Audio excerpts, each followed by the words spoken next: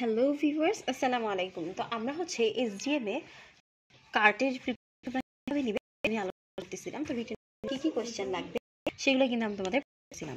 তো এখানে আমাদের পার্ট একদম লাস্টের দিকে বলছিলাম যে এখানে কিন্তু বেন্ডিং যেই ফোর্সটা সেটা কিন্তু লাগবে। হ্যাঁ, এখন আসো বেন্ডিং ফোর্সটা কি। বেন্ডিং হচ্ছে এমন একটা ফোর্স, তোমার তিন টাইপের কিন্তু এখানে তিন টাইপের ফোর্স কি, কম্প্রেসিভ আর শিয়ার। ঠিক আছে, এই তিন টাইপের ফোর্স এখানে কাজ করবে, সেটাই হচ্ছে বেন্ডিং। ওটা কিন্তু একটা ছবি আছে, ছবিটা এরকম। হ্যাঁ, এটা মানে বাঁকানো টাইপের, উল্টানো ইউ টাইপের। তো ওই ছবিটা অবশ্যই দিতে হবে। আর কোথায় কম্প্রেস চলতেছে, কোথায় টেনসাইল চলতেছে, কোথায় শিয়ার চলতেছে, ওইটাও কিন্তু তোমাকে দেখাতে হবে। ঠিক আছে, যদি ছবিটা না থাকে, যদি না বুঝো, তাহলে কিন্তু কমেন্ট করে জানাইও, আমি তোমাদেরকে দিয়ে দিব। আচ্ছা, এটা তো গেল আমাদের বেন্ডিং ফোর্সটা। এরপরে আসো, আর আরেকটা জিনিস বলতেছিলাম যে এই মেকানিক্যাল প্রপার্টিসটা কিন্তু অনেক ইম্পর্টেন্ট একটা চ্যাপ্টার। হ্যাঁ, আর একদম ভিডিও তোমাদেরকে বলে দিব যে কার্ডে কোনটা মোস্ট ইম্পর্টেন্ট চ্যাপ্টার, কোনটা খুব ভালো করে পড়তে হবে, আর কোনটা একটু লেস ইম্পর্টেন্ট, কোনটা তুমি একটু কম গুরুত্ব দিয়ে পড়ো, তাহলে সমস্যা কিন্তু বলে দেবো। ঠিক আছে, আচ্ছা এরপরে আসো যে প্রপোর্শনাল লিমিট আর স্ট্রেংথের মধ্যে একটা পার্থক্য আছে। যদি লেখা না থাকে তাহলে এখান থেকে একটু লিখে নেন। এই যে লেখা আছে, ঠিক আছে, যে প্রপোর্শনাল লিমিট আর স্ট্রেংথের মধ্যে পার্থক্য যদিও খুব কম আসতে পারে। তারপর ইয়েস কাকে বলে, কাকে বলে, প্রপোর্শনাল লিমিট বলে। তারপর এখানে আসে যে এই আমাদের ইলাস্টিক পেইন কাকে বলে। সবসময় মনে রাখবে, ইলাস্টিক স্কিন বলুক বা ইলাস্টিক ডিফর্মেশন বলুক, দুইটা সেম কিভাবে প্লাস্টিক ডিফর্মেশন বলুক, প্লাস্টিক স্ট্রেইন বলুক, দুইটা কিন্তু সেমই হবে। তোমার লেখাটা ডিফারেন্ট বাট অ্যানসারটা কিন্তু সেম থাকবে। পরে আসো যে এই যে মডুলাস, এটাও পড়বা, অনেক ইম্পর্টেন্ট। আর ইলাস্টিক মডুলাস মানে মডুলাস অফ ইলাস্টিসিটিতে তুমি কি করতে পারবা, এটা সুবিধাটা কি, এটাও কিন্তু লাগবে। যে মডুলাস অফ ইলাস্টিসিটি যদি হাই হয়, তখন কিন্তু তুমি একটা থিন ডেঞ্চার বানাইতে পারবা একটা মেটালের। আর যত থিন তোমার ডেঞ্চারটা হবে, ততই কিন্তু কমফোর্টেবল পেশেন্ট ফিল করবে। ঠিক আছে, তো এই জিনিসটা তুমি তোমার মতো গুছিয়েও লিখতে পারো। একদম যে বইয়ের মতো লিখতে হবে ব্যাপারটা কিন্তু সেটাও না। তুমি যদি তোমার ভাষায় গুছিয়ে লিখতে পারো, টিচারকে বোঝাতে পারো, তাও কিন্তু হবে। ঠিক আছে, এই জিনিসটা কিন্তু তুমি এই এসডিএম এ খুব ইজিলি করতে পারো। এই জন্যই আমার এসডিএমটা আসলে এত ভালো লাগে, কারণ আমি যেটা বুঝি সেটাই কিন্তু আমি আমার মনের মতো বানাই লিখে দিতে পারি। এরপর আসো, তোমার এখান থেকে আরেকটা যেটা লাগবে সেটা হচ্ছে ম্যালিয়েবিলিটি কাকে বলে, ডাকটিলিটি কাকে বলে। আরেকটা জিনিস তোমার জানতেই হবে যে বেশি ম্যালিয়েবল আর সবচেয়ে বেশি ডাকটাইল ম্যাটেরিয়াল কোনটা, সেটা হচ্ছে গোল্ড। ঠিক আছে, কারণ গোল্ডকে কিন্তু আমরা চাইলে ওকে আমরা হ্যামারিং করে বা প্রেশার দিয়ে যে কোনো শেপে দিতে পারি, তাই না? আর ম্যালিয়েবিলিটি কাকে বলে, ডাকটাইল বলে, আই হোপ বুঝো। আমরা যদি কোনো একটা ম্যাটেরিয়ালকে কম্প্রেস করি বা বেশি চাপ দেই, হ্যাঁ, যেমন যখন রুটি বানাও, তখন তুমি রুটিটাকে তুমি একদম চাপ দিতেছো, দিয়ে দিয়ে দিয়ে দিয়ে ওটাকে হচ্ছে একদম গোল, ওইটাকে আমরা বলতেছি ম্যালিয়েবল। ঠিক আছে, ম্যালিয়েবিলিটি। আর ডাকটিলিটি যখন টেনে লম্বা করি, যেমন আমার কাছে যদি ওই যে রাবার ওটাকে তুমি টেনে টেনে টেনে লম্বা করো, তখন ওইটাকে বলা হয় ডাকটিলিটি। হ্যাঁ, আচ্ছা এগুলো তো বললাম মোটামুটি যে এখান থেকে কার্ভটা আসবে, এটা লিখে রাখো, কোশ্চেনটা তোমরা পাবাই। স্ট্রেস কার্ভটা রিটেন একদম 100% আসবে। তারপর থেকে তোমরা ব্রিটেল ম্যাটেরিয়াল একটু ভাইবার করতে পারো। আর এদিকে আসলে তেমন কিছু না, যে রেজিলিয়েন্স কাকে বলে আর রেজিলিয়েন্সি ইউনিটটা কি এটা পড়বা। মডুলাস অফ ইলাস্টিসিটি কাকে বলে, তারপরে হচ্ছে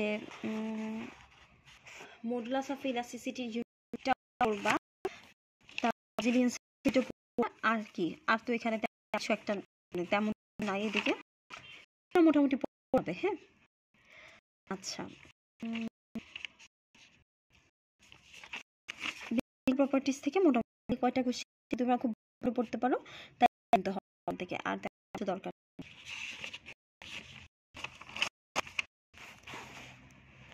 তারপরে এই কোশ্চেন পড়তে পারো, এটা হচ্ছে 54 নাম্বার কোশ্চেন, যে ডাকটিলিটি আর ম্যালিয়েবিলিটি কিভাবে মেজার করা হয়। তারপরে ডাকটিলিটি আর ম্যালিয়েবিলিটি কাকে বলে, এগুলো একটু পড়ে নিতে পারো। তাছাড়া তোমাদেরকে মিঠু স্যার কিছু এক্সট্রা জিনিসপাতি লিখিয়েছিল না, ওগুলোও কিন্তু পড়বা। হ্যাঁ, ভাইবার জন্য, কারণ কার্ডের ভাইবা কিন্তু মিঠু স্যার অথবা আক্কাস স্যার নেয়, ওনারাও নেয়, আবার একই সাথে হচ্ছে মাইমুনা ম্যাম, কমল স্যার, আফরিন ম্যাম সবাই নেবে। তো আমি তোমাদের ভাইবার কোশ্চেনও কিন্তু বলে দিব যে কোন টিচার কি কি কোশ্চেন করে। তো যদি মিঠু স্যার কোশ্চেন করে, তাহলে উনি কিন্তু ওনার লেকচার থেকেই ধরবে। হ্যাঁ, আর আক্কাস স্যার তোমরা পারবা, কোশ্চেন যেগুলা পড়ছো ওগুলাই মোটামুটি। এবার আসো ইমপ্রেশন ম্যাটেরিয়াল, মোস্ট ইম্পর্টেন্ট একটা চ্যাপ্টার। হ্যাঁ, এই কার্ডের জন্য মোস্ট ইম্পর্টেন্ট দুইটা চ্যাপ্টার আছে। একটা হচ্ছে আমাদের ইমপ্রেশন ম্যাটেরিয়াল, আরেকটা হচ্ছে আমাদের পলিমার। এটা হচ্ছে মোস্ট ইম্পর্টেন্ট চ্যাপ্টার। তারপরে যদি কোনটা ইম্পর্টেন্ট, মেকানিক্যাল প্রপার্টিজ। এটা যেমন তেমন ইজি। ম্যাটেরিয়াল থেকে আমাদের মোটামুটি সবই লাগবে, সবকিছু বলতে একদম বইয়ের তো সব লাগবে না, আগে তো এটা এখান থেকে আমরা বলি অথবা করব। আমাদের ইমপ্রেশন ম্যাটেরিয়াল ম্যাটেরিয়াল আছে, ওটা যে ক্লাসিফিকেশন, যেটা মিঠু স্যার দিয়ে দিয়েছে, হ্যাঁ ক্লাসিফিকেশনটা ওইভাবে পড়বো এখান থেকে, তো নাই ক্লাসিফিকেশনটা। একে তো ম্যাটেরিয়াল কি কি আছে এরপর থেকে আসবে। তো ইমপ্রেশন কম্পাউন্ড পড়বা, আইডিয়াল এলিমেন্টস পড়বা, ইমপ্রেশন কম্পাউন্ডের অ্যাডভান্টেজ ডিসঅ্যাডভান্টেজ পড়বা। তো অ্যাডভান্টেজের মধ্যে এখানে একটা আছে, আমাদের ইমপ্রেশন ম্যাটেরিয়ালটা কিন্তু অনেক বেশি অ্যাডহেসিভ, তাই না? আগে বললাম যে ভিডিও যেটা কিন্তু বেশি অ্যাডহেসিভ, কারণে কিন্তু বেশি ফ্লো করে না। তো ও যদি ফ্লো না করতে পারে তাহলে কেউ ফাইন রেকর্ড করতে পারবে না। আর এখানে ইমপ্রেশন কম্পাউন্ডের আরেকটা প্রবলেম হয়, আসলে অনেকদিন আগে পড়ছি এর জন্য ভুলে গেছি অনেক কিছু।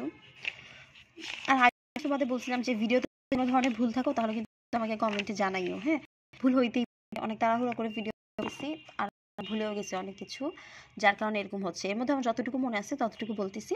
তারপর হচ্ছে ইউজেস অফ ইমপ্রেশন কম্পাউন্ড, এটা পড়বা যে ইমপ্রেশন কম্পাউন্ড কোথায় কোথায় ইউজ।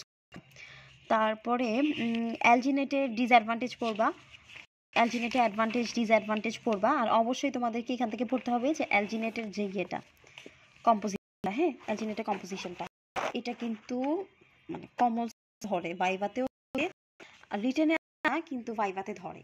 তারপরে এখানে যে একটা সেটিং আছে না, এই সেটিং রিঅ্যাকশনটা লাগবে। এই সেটিং রিঅ্যাকশনটার কথা বলতে, দুইটা রিঅ্যাকশন দিয়ে দিবা। এই যে এসডিএমটা তো অনেকটা মিল আছে ইন্টারের সাথে, তাই না? তো চেষ্টা করবো যখনই তোমাদের কোনো প্রবলেম হয় সেটা যদি বুঝতে না পারো তাহলে ইন্টারের কেমিস্ট্রি বইটা খুলে বসবা, যে আসলে কোনটা পড়ছিলাম কিভাবে হয়েছিল।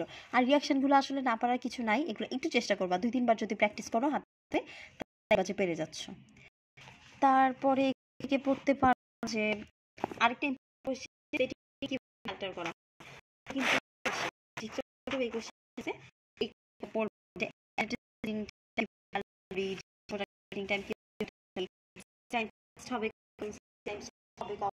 এটা আমাদের বুঝতে সমস্যা হয় বা না পারো তাহলে কিন্তু জানাইও। ফার্স্টে বুঝতে অনেক একটু প্রবলেম হতে পারে, বাট একটু যদি চিন্তা করে দেখো তাহলে দেখবা যে এই জিনিসটা কিন্তু ইজি। হ্যাঁ, একটার সাথে রিলেটেড, তুমি যে কোনো একটা মনে রাখবা।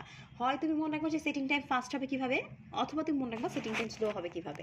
আর যেটা তুমি মনে রাখছো ওইটার অপোজিট করে দিলেই কিন্তু উল্টাটা হয়ে যায়। যেমন তুমি মনে রাখলা সেটিং টাইম ফাস্ট হবে কিভাবে, ওই পয়েন্টগুলো মনে রাখলাম, ঠিক আছে, যে র্যাপিড যদি আমরা স্প্যাচুলেশন করি। তারপর তুমি যদি বলো যে না সেটিং টাইম স্লো করবো আমরা, তখন ওইটাকেই জাস্ট উল্টাই দিলা যে প্রলংড স্যাচুরেশন করবো আমরা, ঠিক আছে। এইভাবে করে কিন্তু তোমরা জাস্ট উল্টায় মনে রাখতে পারো। তারপর এখানে আসো যে আরেকটা কোয়েশ্চেন এখান থেকে আসে, এই চ্যাপ্টারটা না এখান থেকে না পড়ে রহমান স্যার আর মানাপালির বই থেকেই পড়ার চেষ্টা করবা। রহমান স্যার আর মানাপালি স্যারের বই থেকে পড়লে এটা আর বেশি ইজি হবে। আচ্ছা, তো ইমপ্রেশন ম্যাটেরিয়াল নিয়ে আসলে অনেকগুলো কোয়েশ্চেন আছে, আমি চেষ্টা করবো তোমাদেরকে একটা শর্ট সাজেশন দিয়ে দেওয়ার, ঠিক আছে, যদি তোমাদের লাগে আর কি, যে প্রত্যেকটা চ্যাপ্টার থেকে কোন কোন কোয়েশ্চেন তোমাদের মাস্ট পড়তেই হবে, একটা শর্ট সাজেশন একদম লিখিত আকারে কমেন্ট সেকশনে দিয়ে দিব। তো তোমরা আমাদেরকে জানাইও যে লাগবে কিনা, আর কার্ডে কোয়েশ্চেনটাও দিয়ে দেবো, ঠিক আছে। তো এখানে মোটামুটি এগুলাই। আচ্ছা, তো ভিডিওটা আবার বেশি বড় হয়ে যাচ্ছে, আবার নেক্সট ভিডিওতে বাকি পার্টগুলো দেখাচ্ছি। সবাই ভালো থেকো, সুস্থ থেকো, আল্লাহ হাফেজ।